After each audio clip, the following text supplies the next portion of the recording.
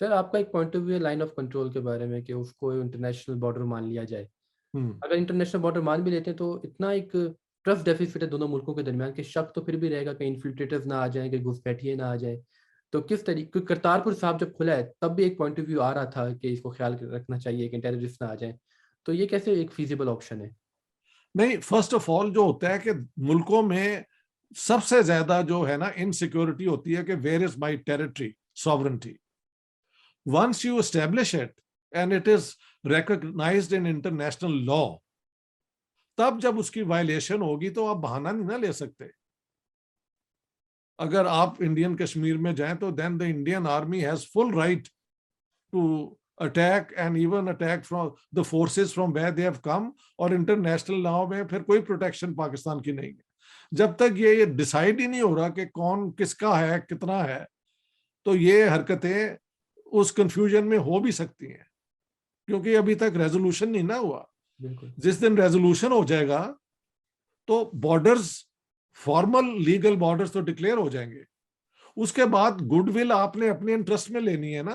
हम्म। पाकिस्तान और इंडिया के हक में है कि यहाँ पे ट्रेड, गुडविल हो दोबारा, और वो एक दिन होगी, या ये इलाका एक न्यूक्लियर वॉर के जरिए तबाह हो जाएगा। थर्ड कोई चांस नहीं है। You can't keep on firing इधर से उधर on the line of control for 6 months, फिर दोनों तरफ से कमांडर मिलें, फिर 6 महीने वो गोलियां ना चलें, फिर दोबारा कर दें। तो ये किसको कॉस्ट कर रहा है? दोनों मुल्कों को कर रहा है, और पाकिस्तान को तो बहुत ही ज्यादा कर रहा है, जो कि बैंकरप्ट हो गया है। तो अगर मैं एज अ पाकिस्तानी सोचूं कि मेरे बस में क्या है, मेरे बस में तो यह है कि ये जो कश्मीर मुझे मिल गया है, गिलगित और वो बल्तिस्तान और ये वो मेरे पास है, मैं उस पर कनात करूं। आप इतने हिंदुस्तान के मुसलमानों के दुख करते हैं तो दरवाजा खोल देना, लेट देम कम और पनाह ले लें। उनको आप आने नहीं देते यार।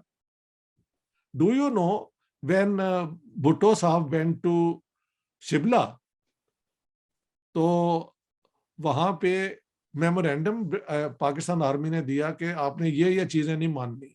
उनमें से एक था कि जो बिहारी हैं ईस्ट पाकिस्तान में, उनको रिपैट्रिएट पाकिस्तान में नहीं करना। अब जो लोग पाकिस्तानी फौज के साथ वो लड़े हैं। ब्रिगेड, वो क्या बदर, जो था ये जमात इस्लामी और बिहारी, रजाकाज बन उन, के। हाँ रजाकार, उनको जो पाकिस्तान के लॉयल थे उनको तो आप आने नहीं देते। और बाकी मैंने कहा यार, अगर आप इतना ही दुख करते हैं तो जिन्ना साहब को तो कोई दुख नहीं था। वो तो कह रहे थे आई गेट देम स्मैश्ड, या 2 करोड़। आप दुख करते हैं ना, दरवाजा खोल दें। जो इंडियन मुसलमान ओप्रेस्ड है आने दें। जब रसूल अल्लाह ने मक्का छोड़ा था तो सबसे पहले मुसलमान वहां से निकाल दिए थे। हमने क्या किया है, खुद अपना बना लिया जहां पे हम पहले मेजोरिटी में थे। और जो हमारे कमजोर पॉपुलेशन है वो इंडिया के बस में छोड़ आए। वो तो नेहरू और गांधी और उस कांग्रेस की सोच ही नहीं थी मुसलमानों को दूर रखने की। वो तो क्योंकि 80% अब वहां पे हिंदू हैं, और बीजेपी ने कैश इस पे किया है कि अगर पार्टीशन हुई थी 2 नेशन थ्योरी पे, तो मुसलमान इंडिया में क्या कर रहे हैं, ये सब पाकिस्तान में जाए। बीजेपी ये नहीं कहती, लेकिन हिंदू राइट यही कहता है। तो आपने क्या किया?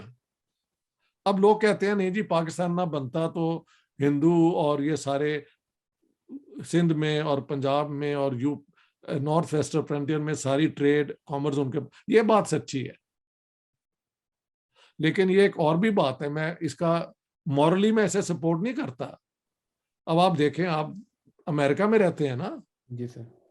और यूरोप के अंदर कोई 15-20 मिलियन मुसलमान अब हैं, जिन्होंने पता नहीं 18-18 घंटे काम करके अब आलीशान मकान बना लिए हैं, बिजनेस सर बना लिए हैं, और गोरी गोरिये जो है उसके दुकानों पे काम करते हैं। आप लंदन जाएं, यही अमेरिका के अंदर भी सक्सेसफुल साउथ एशियंस कितने कामयाब हैं, बिल्कुल। Doctors doctors. Suppose tomorrow it is decided कि non whites, non Christian should leave, ये मुल्क ही उनका नहीं है।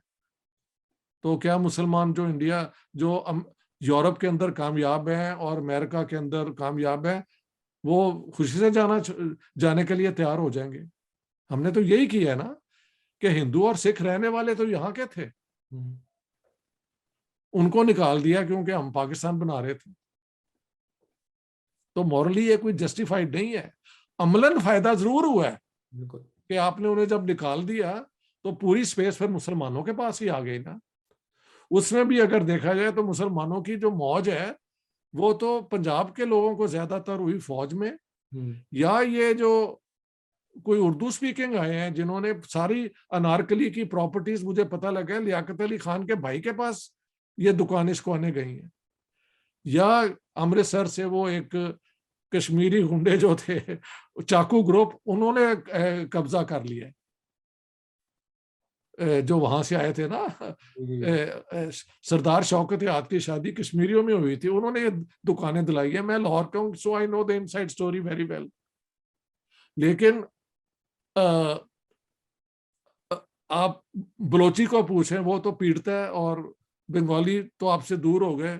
सिंधियों के जो भी पोजीशन है आप जानते हैं। खैबर वाले कोशिश करते रहते हैं कि वो ये कौन है यार, तालिबान तो आपके फैंस को नहीं मार रहे, वो ड्यूरेंट लाइन को नहीं मानते।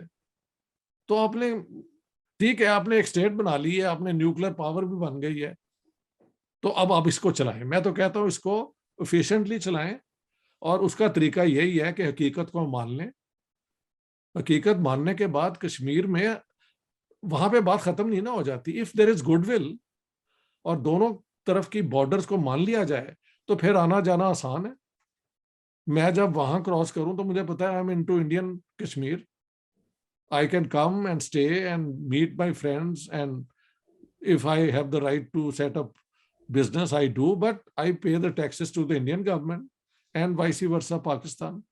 जब ये क्लियर हो जाएगा तो बाकी मसले सॉर्ट आउट हो सकते हैं, लेकिन उसके लिए गुडविल चाहिए।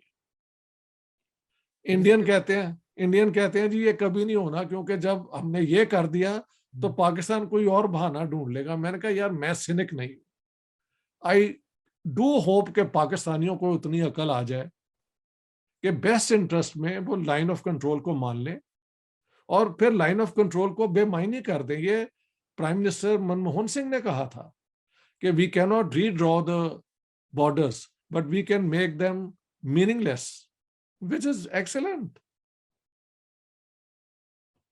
ये थोड़ा फिलोसॉफिकल भी तो होना चाहिए ना।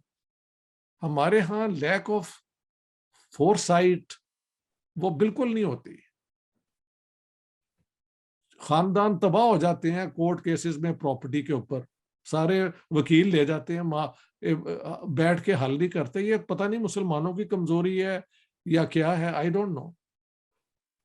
वो इंडिया वाले भी कहते हैं ये झगड़ा जो है ये तो पंजाबियों का है दोनों तरफ से, बाकियों का तो इतना झगड़ा नहीं है, वो लगता भी यही है।